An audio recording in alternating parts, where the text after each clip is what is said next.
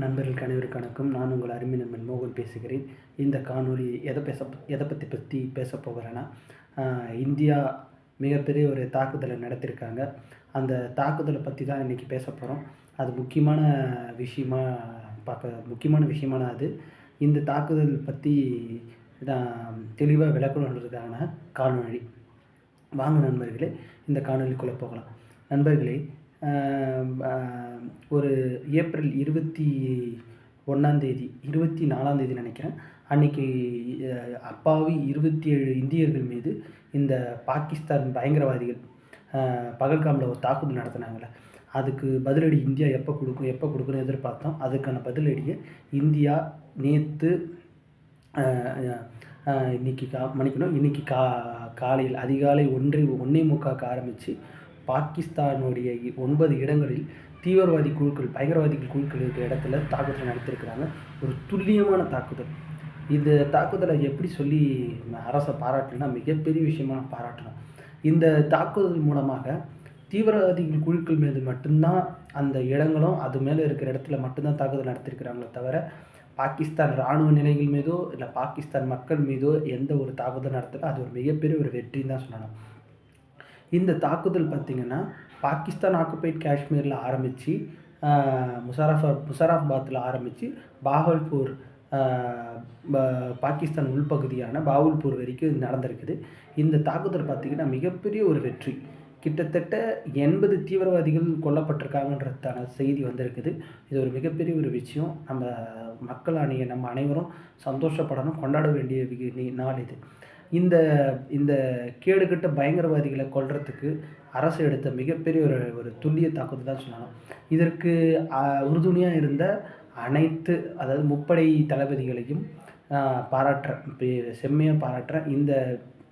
இந்த விஷயத்தில் மிகப்பெரிய ஒரு முடிவு எடுத்த பாரத பிரதமர் திரு நரேந்திர மோடி அவர்களையும் கைகூப்பி நான் வணங்குறேன். இந்த விஷயத்தில் அவர் எடுத்த ஒரு சீர நடவடிக்கை, இராணுவத்திற்கான நீங்கள் என்ன வேணால் நடவடிக்கை எடுத்துங்க, உங்களுக்கு சுதந்திரமான நடவடிக்கை எடுக்க விடுறேன்னு சொல்லி அவர் எடுத்த அந்த முடிவால் மிகப்பெரிய ஒரு தாக்குதலை வெற்றிகரமாக இந்திய இராணுவம் செஞ்சுருக்குது. இந்திய இராணுவம் மட்டும் கிடையாது, இந்திய இராணுவம், இந்திய விமானப்படை, இந்திய கடற்படை முப்படையும் சேர்ந்து இந்த மிகப்பெரிய தாக்குதலை செஞ்சுருக்காங்க. அது மட்டும் கிடையாது, இந்த தாக்குதல் எப்படி நடந்துச்சுன்னு ஒரு செய்தியாளர் சந்திப்பில் இந்திய இராணுவ பெண் தளபதிகள் மூலமாக பேசியிருக்காங்க. ஒரு இராணுவ பெண் தளபதியும் ஒரு விமான பெண் தளபதியும் இதை பேசியிருக்காங்க. இதை ஏன் அரசு இப்படி செஞ்சுருக்காங்கன்னு கேட்டிங்கன்னா, இந்த பகல்காம் தாக்குதல் நடந்ததில் ஆண்கள் மட்டுமே கொல்லப்பட்டிருக்கிறாங்க. அந்த ஆண்களுக்கு கல்யாணம் ஆன பெண்கள் இருந்திருக்காங்க. அவங்களுடைய பொட்டை அழித்தது பெரிய அந்த பெண்களுடைய பொட்டை அழித்து அவங்கள அமங்கலப்படுத்தினதால இந்த ஆப்ரேஷனுக்கு பிரதமரே ஆப்ரேஷன் சிந்தூர் அப்படின்னு சொல்லி இதுக்கு பேரை சூட்டியிருக்காரு. அதுவும் இல்லாமல் எந்த பெண்ணை இழிவுபடுத்தி இந்த பாகிஸ்தான் செஞ்சோ அதே பெண்ணை மூலமாக பதிலடி கொடுத்துருக்குறாங்க. இந்த தாக்குதலுக்கான திட்டத்தையே இந்த 2 பெண் தளபதிகள் தான் செஞ்சுருக்காங்கன்றத அவங்க அந்த செய்தியாளர் சந்திப்பில் தெரிவிச்சிருக்காங்க. ஒரு மிகப்பெரிய சாதனை. இன்னொரு விஷயம் என்னென்னு கேட்டிங்கன்னா, இன்று நாடு முழுவதும் பார்த்திங்கன்னா இது நடக்குது. அதாவது இராணுவத்திற்கான மாக் ட்ரில். ஒரு போர் சூழல் ஏற்பட்டால் எப்படி மக்கள் நம்மளை காப்பாற்றணும்னு சொல்லி அதுக்கான பயிற்சி நடக்கும்போது நினச்சி சாதாரணமாக இருந்த எதிரி நாட்டு மீது மிகப்பெரிய தாக்குதல் செஞ்சுருக்காங்க இந்திய இராணுவம். இது ஒரு மிகப்பெரிய ஒரு சாதுரியமான ஒரு விஷயம்.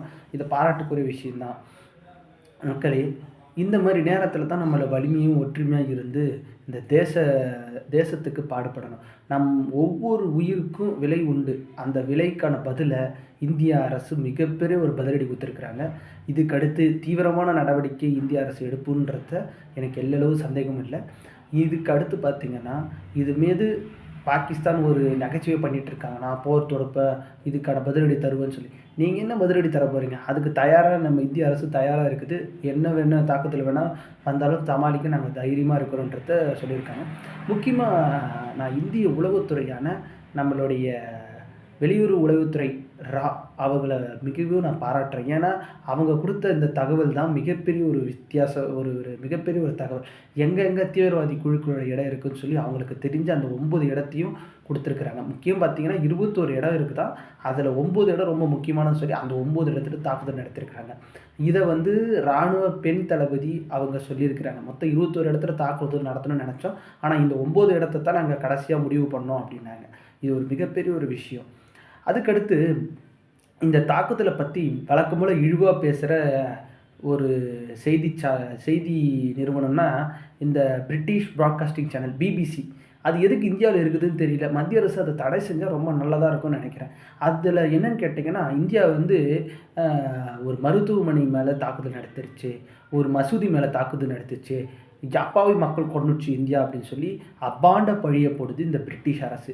இவங்களுக்கு வேற வேலையே இல்லையா? பேசாம இந்தியாவிலேருந்து அவங்க அந்த சேனல் இந்தியாவுக்கு தேவையே கிடையாது. இந்தியாவிலேருந்து எப்படி ஆங்கிலேயர்கள் விரட்டி அடிக்கப்பட்டாங்களோ, அதேமாரி அந்த செய்தித்தாளை இந்தியாவிலேருந்து விரட்டி அடிக்கணும்னு சொல்லி அரசுகிட்ட நான் பணிவோட கேட்டுக்கிறேன். அது மட்டும் கிடையாது. மக்களுக்கு வந்து எவ்வளோ பெரிய விழிப்புணர்வ குடுத்து, அதாவது நீங்க மக்கள் வந்து எந்த ஒரு போர் சூழ்நிலையும் நம்ம தயாரா இருக்கணும்னு சொல்லி போர் சூழல் பயிற்சிய கொண்டு இருக்கிற நேரத்தில, அதுக்கு முந்தின நாள் அதிகாலையில தாக்குதல் நடத்தி மிகப்பெரிய ஒரு வெற்றிய பதிவு செஞ்சிருக்காங்க. இதில ஒரு முக்கியமான விஷயம் கேள்விப்பட்டது என்னன்னு கேட்டீங்கன்னா, ஹஃபீஸ் சையதோடைய உறவினர்கள்லாம் இறந்திருக்கிறாங்கன்ற மாரி சொல்றாங்க. அதே மாரி இந்த ஹஃபீஸ் சயீதும் இறந்திருக்கலாம் அப்படின்ற ஒரு தகவல் வருது. ஆனா இன்னும் உறுதிப்படுத்தல. உறுதிப்படுத்தினா நம்ம காணொளி மூலமாவே அத தெரிவிக்கிறேன். அதுக்கு அடுத்து இந்தியாவுடைய மிகப்பெரிய இது என்னன்னா, இந்தியாவை தொட்ட ஒவ்வொரு விரோதிகளையும் கொல்லப்படுவார்கள். எதிரிகளும் கொல்லப்படுவாங்க, துரோகிகளும் கொல்லப்படுவாங்க. முக்கியமா அதையே இதுவே இந்த இந்தியாவுக்கு எதிரா பேசுற தமிழ்நாட்டுல இருக்க சில துரோகிகளையும் கொன்னாங்கன்னா நல்லா இருக்கும்னு நெனைக்கிறேன். ஏன்னா, இவங்கலாம் உயிரோட இருக்கிறத விட, இவங்கலாம் இறக்குறதே நல்லது. ஏன்னா, அளவு மீறிய தேச விரோத செயல்ல ஈடுபடுறாங்க. இவங்கலாம் சட்டத்தில தண்டிக்கணுமே நண்பா! நீங்க இப்படி ஏன் சொல்றீங்கன்னா, சட்டத்தால இவங்களலாம் தண்டிக்க முடியாது நண்பர்களே! இந்த தேச துரோகிகளுக்கு தண்டனை என்ன தெரியுங்களா? மரண தண்டனை. மரண தண்டனை குடுத்தனா தான் இந்த ஒருத்தர் நீங்க மரண தண்டனை குடுக்கும்போது தான் மத்தவங்க வந்து நாட்டு மேல பற்றாவும், அன்பாகவும் இருப்பாங்க. அப்பதான் நாட்டுடைய மீது ஒரு சேவை செய்யவும், நாட்டுக்காக பாடுபடணும், நாட்டுக்காக உயிர் தியாகம் செய்யணும்னு நெனைப்பாங்க. இது நான் சொன்னது கொஞ்சம் கடினமான வார்த்தைகள் தான். ஆனா, இந்த தேச விரோதிகளுக்கு அதுதான் குடுக்கணும். இவங்களுக்கெல்லாம் வந்து பேச்சுக்கான இடமே இல்ல. அதுக்கான செயலும் இவங்க வந்து தகுதியானவங்க கிடையாது. இதுக்கு அடுத்து என்னென்ன நடக்கப் போகுதுன்னு வந்து பார்க்கலாம். மத்திய அரசு இந்த எடுத்த மிகப்பெரிய ஒரு தாக்குதல் வெற்றி பெற்றிருக்கிறது சொல்லி ஒரு இந்தியனா நான் மிகப்பெரிய சந்தோஷப்படுறேன். இது மேலும் மேலும் நம்ம மீது கை வச்சா அந்த பயங்கரவாதி குழுக்களுக்கு தீவிர நடவடிக்கை, தக்க நடவடிக்கை எடுக்கப்படும்னு சொல்லி அரசு சொல்லியிருக்கிற இந்த செய்தி மிகப்பெரிய ஒரு செய்தி. ஒரு மிகப்பெரிய அபாய சங்க பாகிஸ்தானுக்கும், பாகிஸ்தான்ல இருக்கிற தீவிரவாதிகளுக்கும் அடிச்சிருக்குது. இது மேலும் மேலும் நடக்கணும் அப்படின்றது தான் என்னோட வேண்டுதல். எல்லாம் நல்லபடியா நடக்கும் அப்படின்றத எதிர்பார்ப்போம். நம்ம மேல தேவையில்லாத ஒரு போர திணிக்க பாகிஸ்தான் முயற்சி பண்ணா, அதுக்கும் தயாராக இருக்குது இந்திய அரசு. எதுக்கும் சமாளிக்க இந்திய அரசு தயாரா இருக்குது. நாம் ஒற்றுமையா இருந்து இந்த பாரதத்தை மிகப்பெரிய விஸ்வகுருவா ஆக்குவோம் என்பதை நாம் உறுதி கொள்ள வேண்டும் நண்பர்களே. இந்த காணொளி உங்களுக்கு பிடிச்சிருந்தா லைக் பண்ணுங்க, ஷேர் பண்ணுங்க, கமெண்ட் பண்ணுங்க. நன்றி, வணக்கம். வந்தே பாரத் மாதா கி ஜெய். ஜெய் ஹிந்த்.